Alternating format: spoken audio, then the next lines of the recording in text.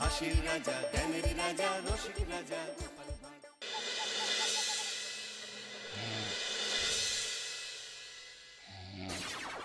রাজা কৃষ্ণচন্দ্র, আমি এসেছি রে। চোখ খুলে দেখো বাবা। কে কে কে আপনি? আমি স্বামী খটখটানন্দ। আমি জানতে পেরেছি তোর মনে সুখ নেই, তাই তো সেই সুদূর হিমালয় থেকে ছুটে এলাম। ও, আপনি কি করে জানলেন সাধু বাবা? ওরে পাগল ছেলের কথা শোনো। সন্তানের মনের কথা যদি জানতেই না পারি, তাহলে কিসের তপস্যা আর কিসের ধ্যান? কি জেনেছেন সাধু বাবা? 3 দিন ধরে মনে কোনো সুখ খুঁজে পাচ্ছি না, নানান রকম চিন্তায় জর্জরিত হয়ে রয়েছি। তার মধ্যে আজ 3 দিন হলো রানী বাপের বাড়ি গিয়ে রয়েছে। সুখ কি তোর একার? এই মায়ার সংসারে সুখ খুঁজে পাবি কি করে? তোর যে তপস্যার সময় হয়েছে বাবা। শোন, এই পাথরটা ধর। আমি যোগ বলে এই মন্ত্রপুত পাথর পেয়েছি। কাল পূর্ব দিকের নদীর পাড়ে এই মন্ত্রপুত পাথর স্থাপন করবি। আমি চাই তুই নিজে এই পাথরের আরাধনা করিস। তাই ওইখানে এক কুটির বানিয়ে তুই একা থাকবি। একা? আর রানী?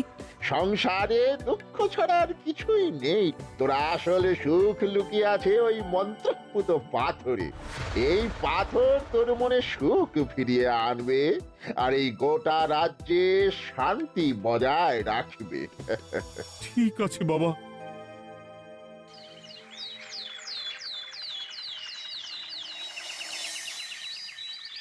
জয় বাবা খটখটানন্দের জয়। কি তার জ্যোতি, কি তার ব্যক্তিত্ব, আহ, কি তার কণ্ঠস্বর!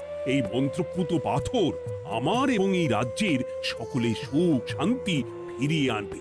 আজ থেকে আমি সাধু বাবার পরামর্শ মতন এখানেই থাকবো। তোমাদের যার যা যা বক্তব্য আমাকে এখানে এসেই বলবে। কোনো চিন্তা করবেন না মহারাজ, আমি সব সামলে নেব।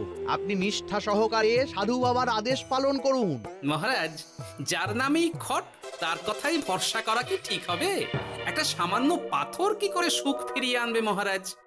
বিষয়টা কি খটখটানন্দের মতন খটকার নয়? এটা মোটেই সামান্য পাথর নয় গোপাল, এটা মন্ত্রপুত পাথর। আর এসব হচ্ছে বিশ্বাসের ব্যাপার। শুধু তোমার মতন ভাঁড় দিয়ে কি আর রাজ্য চলে? রাজ্য চালাতে গেলে ভক্তি, শ্রদ্ধা, আশীর্বাদও দরকার হয়। কি শাস্ত্রে বলে বিশ্বাসে মিলায় বস্তু, তর্কে বহুদূর। কিন্তু মহারাজ, রাজ্যটাও তো চালাতে হবে। আপনি এখানে থাকলে এই রাজ্যের কি হবে মহারাজ? একবার ভেবে দেখুন, সাধু বাবা আসল না হয়ে নকলও তো হতে পারে। দেখো গোপাল, তোমার যদি মনে বিশ্বাস না থাকে তাহলে আমি বলবো তুমি আর এখানে এসো না। তবে সাধু বাবার নামে কোনো বাজে মন্তব্য আমি শুনবো না। আমি চাই না আমার এই অবিশ্বাসের কারণে আমার রাজ্যের কোনো ক্ষতি হোক। আর আমি এই রাজ্যের মন্ত্রী, আমি থাকতে তোমাকে রাজ্য নিয়ে বেশি ভাবতে হবে না। তুমি এখন যাও তো গোপাল, যাও। মহারাজকে আর বিরক্ত করো না। পাল না থাকলে এ রাজ্যের কিছুই এসে যাবে না। আমরা থাকতে নাকি ভাঁড় চালাবে রাজ্য? আচ্ছা, ঠিক আছে, দেখা যাক। তাহলে আসি মহারাজ। হ্যাঁ হ্যাঁ, এসো এসো।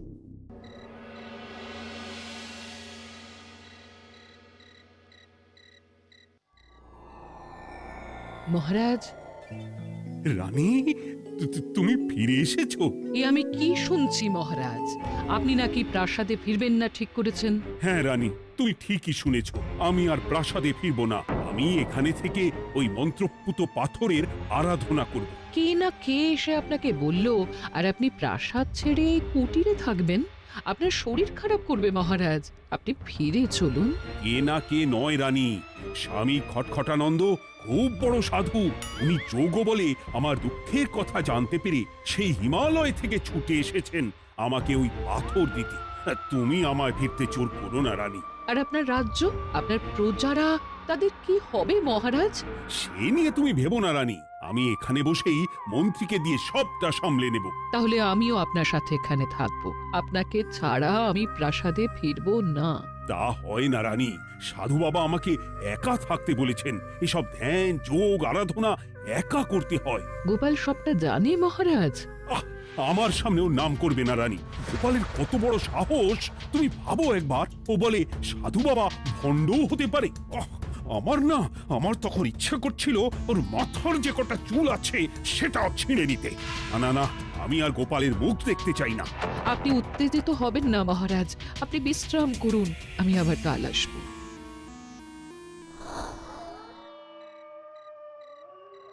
রাতের হাটেও সবজির যা দাম বেড়েছে, এরপর শুধু এক বেলা খেয়ে থাকতে হবে।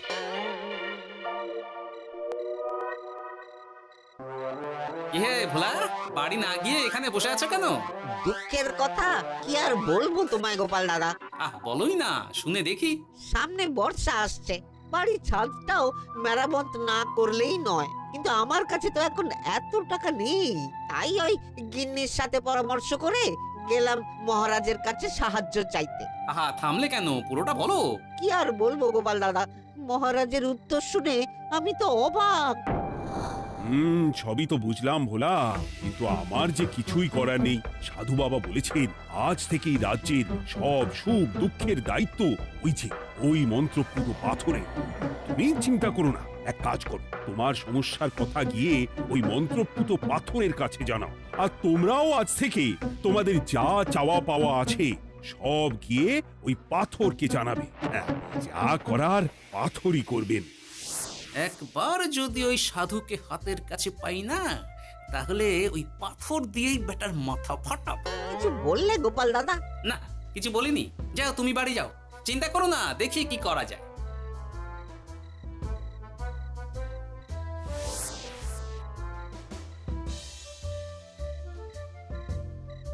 কি ব্যাপার, এত রাতে বটা ঘটা মন্ত্রীর বাড়িতে কি করছিল?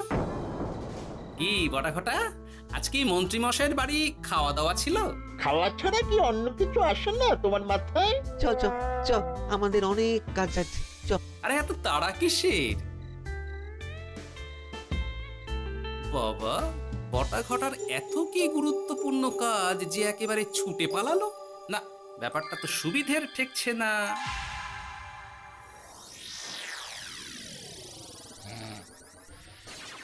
রাজা কৃষ্ণচন্দ্র, ওঠো বাবা, আমি এসেছি। সাধু বাবা, আপনি এসেছেন? কেমন আছিস বাবা?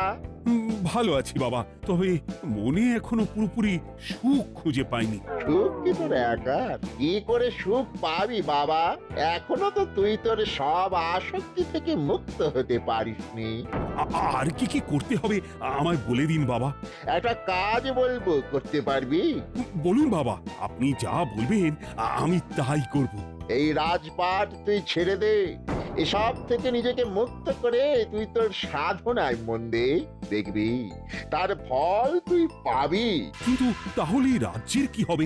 কে দেখবে সাধু বাবা? কেন, তোর মন্ত্রী? ওর থেকে ভালো লোক তুই আর পাবি না। ওই হচ্ছে তোর আসল শুভাকাঙ্ক্ষী, আমি যোগ বলে জানতে পেরেছি। আচ্ছা, তাই হবে। আর ওই গোপালটাকে যদি পারেন একটু সাহায্য করবেন বাবা।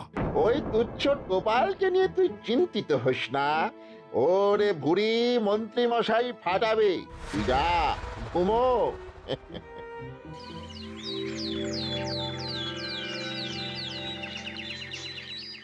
শোনো শোনো শোনো, আজ থেকে মহারাজ কৃষ্ণচন্দ্রের আদেশে এই রাজ্যের ভার এই রাজ্যের মন্ত্রীর। আর মহারাজ নিজে তার কুটিরে নিরিবিলিতে থাকতে চাইছেন। উনি চান না কেউ ওনাকে বিরক্ত করুক। তাই আজ থেকে যার যা সমস্যা সবাই মন্ত্রী মশাইকে জানাবে। মন্ত্রী মশাই যাকে যা বলবেন তাকে তাই শুনতে হবে। শোনো শোনো শোনো। না, মহারাজকে থামাতেই হবে, না হলে বড় বিপদ হয়ে যাবে। যাই।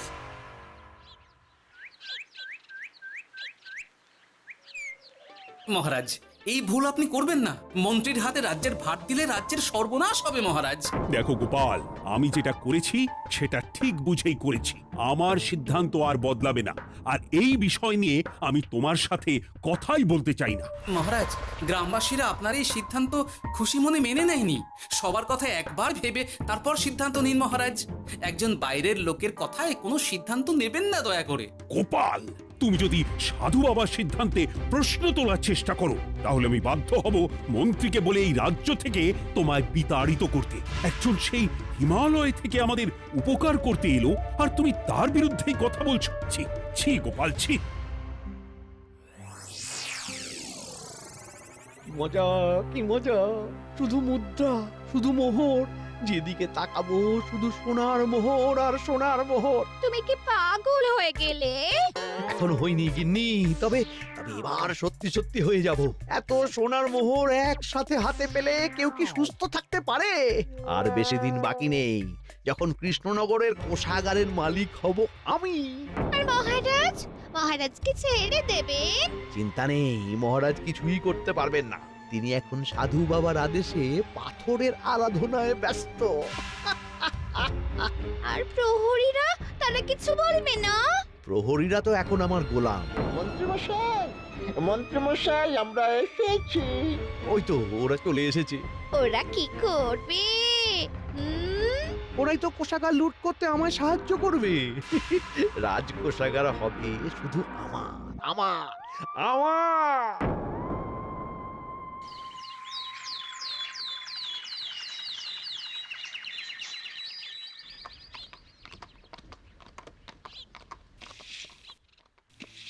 গোপাল, রানীমা, আপনি আমায় ডেকে পাঠালেই তো পারতেন।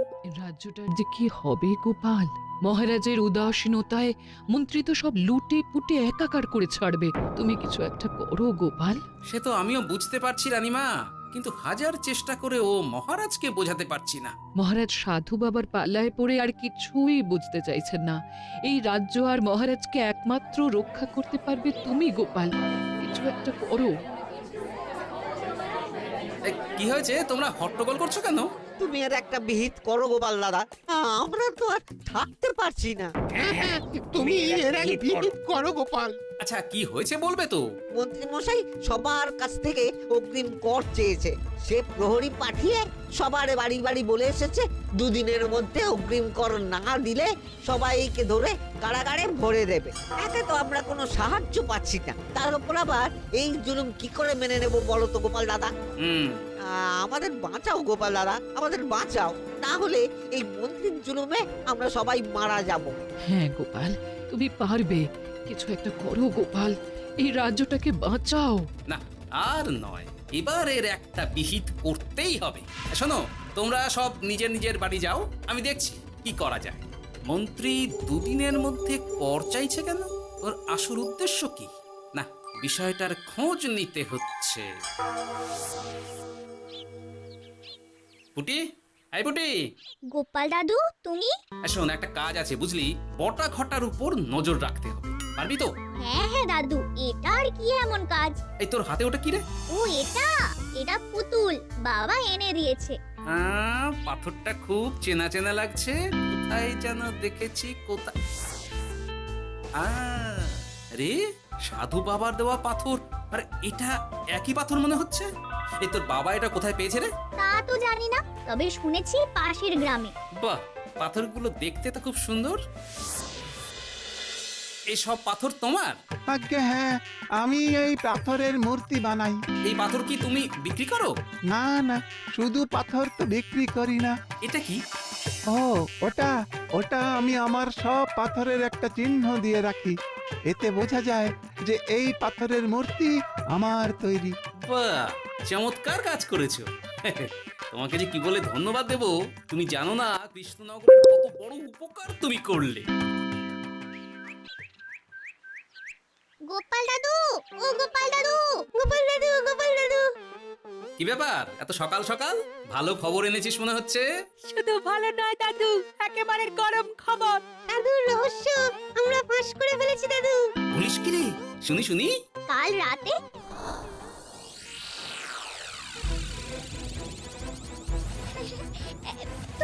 এত সোনা, এত মোহর আমি একসাথে কোনোদিন দেখিনি। ও, এইসব আমি হ্যাঁ গিন্নি হ্যাঁ, এই সব আমাদের সব। ওরে বাবা, আমার তো বিশ্বাসই হচ্ছে না, ভাবলেই গায়ে কাঁটা দিচ্ছে। রে বটা, আজ সাধু সেজে মহারাজের কাছে গেছিলি? হ্যাঁ, মহারাজ তো আজ প্রায় পা ছুঁয়ে প্রণাম করতে যাচ্ছিলেন, ওই কোনো মতে ঠেকিয়েছি। বলেছি প্রণাম নেওয়া আমার গুরুর বারণ আছে। আর আমি তো আজ এমন ধোঁয়া দিয়েছি যে মহারাজ একেবারে কেসে কেসে অস্থির। আর মাত্র 2 দিন, এই 2 দিন খেলাটা চালিয়ে যেতে পারলেই কেল্লা ফতে। আচ্ছা, এবার আমার কাছে পুরো বিষয়টা পরিষ্কার হলো। বাহ, তোরা দারুণ কাজ করেছিস রে। এবার শুধু আজ রাতে প্রমাণটা পেলেই হয়ে যাবে।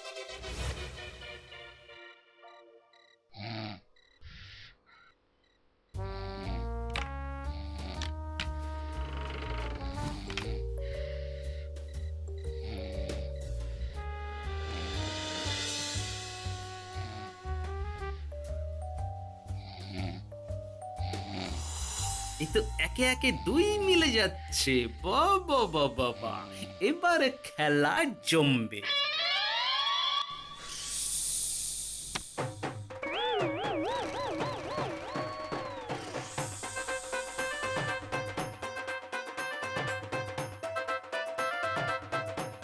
এই ঘটা ঘটা রে, এই ঘরে এত ধোঁয়া এলো কি করে রে?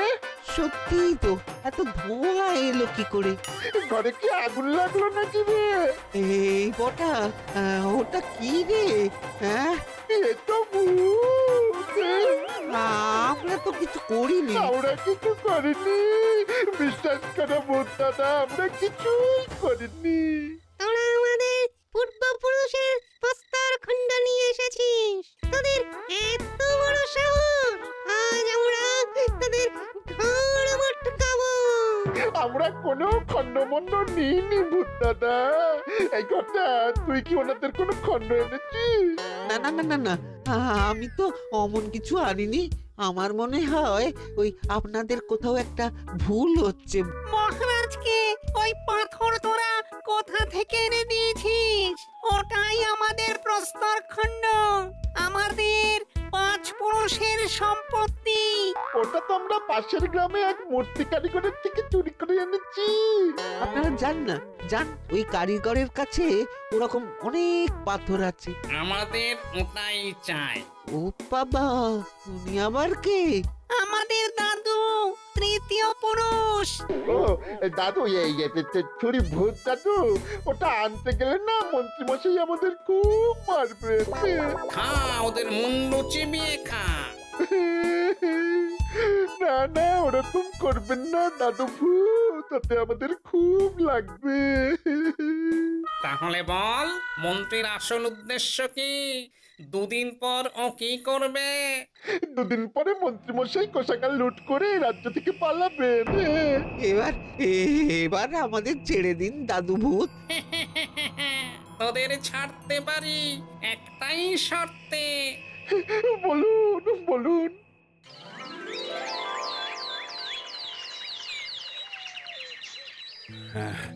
রাজ্যের পরিস্থিতি কি? প্রজারা সবাই ভালো আছে তো? হ্যাঁ মহারাজ, সেসব নিয়ে আপনি একদম চিন্তা করবেন না। বাবা, আপনি এসেছেন? আরে কৃষ্ণচন্দ্র, একটা কথা তোকে না বলে আর থাকতে পারলাম না। আবার কে রে? বলুন বাবা। এই মন্ত্রীকে এই রাজ্যের দায়িত্ব দিতে বলে আমি বড় ভুল করেছিলাম। আসলে এই মন্ত্রী হচ্ছে চোর, ও তোর কোষাগার ফাঁকা করে পালাবার মতলব করেছে। কি বলছেন বাবা? মন্ত্রী, উনি যা বলছেন সব সত্যি? না না মহারাজ, এই বটা কি হচ্ছে কি? বটা? তুমি সাধু বাবাকে বটা বলে ডাকছো কেন? আমি বলি কি বাবা, এই মন্ত্রীকে তুই শুলে দে। বটা, তুই থামবি? আমার খেয়ে আমায় ছুরি মারা, ওর কথা আপনি বিশ্বাস করবেন না মহারাজ। ও সাধু নয়, ও ভণ্ড। মানেটা কি? মন্ত্রীমশাই ঠিকই বলছেন মহারাজ। ও সাধু নয়, ও কৃষ্ণনগরের বটা। এসব আপনার আদরের মন্ত্রীর কাজ মহারাজ। মন্ত্রী আপনার রাজ্য লুট করার মতলব করেছে, তাই বটাকে সাধু সাজিয়ে আপনার মন জয় করে প্রথমে আপনাকে প্রাসাদ থেকে তাড়িয়েছে, তারপর রাজ্যপাট নিজের হাতে নিয়ে কোষাগার হাতিয়েছে। আর এই পাথর কিসের গোপাল? পাথর? পাথর এই কারিগরের মহারাজ। উনি পাশের গ্রামে এই পাথর দিয়ে মূর্তি গড়েন। মন্ত্রী বটাকে দিয়ে এই পাথর চুরি করিয়েছে।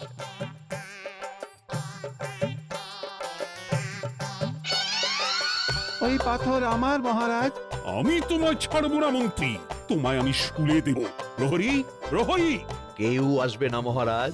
প্রহরীরা এখন আমার কথা ছাড়া আর কারুর কথা শুনবে না। আমি এখন আপনাদের সামনে দিয়ে আপনার কোষাগার নিয়ে চলে যাব, আর আপনারা শুধু দাঁড়িয়ে দাঁড়িয়ে দেখবেন। রে ন্যাপলা পুঁটি গুলটে, মন্ত্রীকে বেঁধে ফেল। এত সোজা নয় গোপাল, দেখবে? প্রহরী, প্রহরী! চেঁচান চেঁচান, আরো জোরে চেঁচান, কিন্তু ফল হবে না। আপনার প্রহরীরা সব গ্রামবাসীর হাতে বন্দী। আমায় ছেড়ে দিন মহারাজ, আমার ভুল হয়ে গেছে। এমন ভুল আমি আর করবো না মহারাজ, আমায় ছেড়ে দিন। ছেড়ে দেব? তোমার ব্যবস্থা আমি করছি। কিন্তু গোপাল, আমার মনের সুখের কি হবে? আমি কি আর সুখী হতে পারবো না? কেন পারবেন না মহারাজ? রাজার আসল সুখ তো তার প্রজার সুখে। একদম ঠিক কথা বলেছে গোপাল। প্রজার সুখেই রাজার সুখ। ঠিক গোপাল, ঠিক। তুমি না থাকলে যে আমার কি হতো? জয় গোপালের জয়! জয় গোপালের জয়।